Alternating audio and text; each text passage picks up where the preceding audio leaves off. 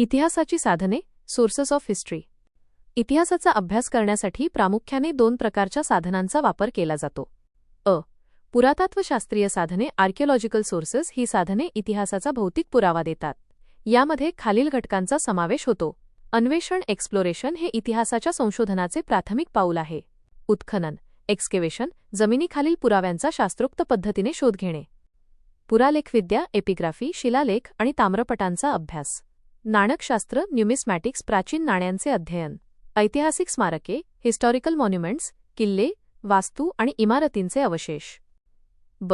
साहित्यिक साधने, literary sources. ही साधने लिखित स्वरूपात उपलब्ध असतात आणि ती देशीय किंवा परकीय असू शकतात. देशीय साधने यामध्ये प्राथमिक आणि दुय्यम स्रोत, विविध काव्ये, वैज्ञानिक साहित्य आणि धार्मिक साहित्याचा समावेश होतो. परकीय वृत्तांत, फॉरेन अकाउंट्स. भारताला भेट दिलेल्या परकीय प्रवाशांनी लिहिलेली माहिती, ज्यामध्ये प्रामुख्याने ग्रीक, चीनी आणि अरब लेखकांच्या नोंदींचा समावेश होतो. 2. इतिहासकाळाचे टप्पे, क्रोनॉलॉजी अँड पिरियड्स.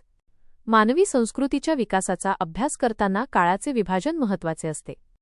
प्रागैतिहासिक आणि आद्य ऐतिहासिक काळ, प्रीहिस्टॉरिक अँड प्रोटोहिस्टॉरिक पिरियड. या कालखंडाचा अभ्यास करताना भौगोलिक घटकांचा प्रभाव पडतो. मानवी जीवनशैलीतील बदल, शिकार आणि टोळ्यांनी राहणे.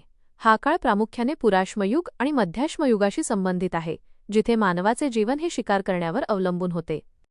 शेतीची सुरुवात. जेव्हा मानवाने शेती करण्यास सुरुवात केली तो काळ नवाश्मयुग आणि कांस्यपाषाण युगामध्ये मोडतो. थोडक्यात सांगायचे तर इतिहासाचा अभ्यास करण्यासाठी पुरातात्विक आणि साहित्यिक अशा दोन्ही साधनांची सांगड घालणे आवश्यक आहे. तसेच मानवाच्या शिकार ते शेती या प्रवासातून संस्कृतीच्या विकासाचे टप्पे समजतात.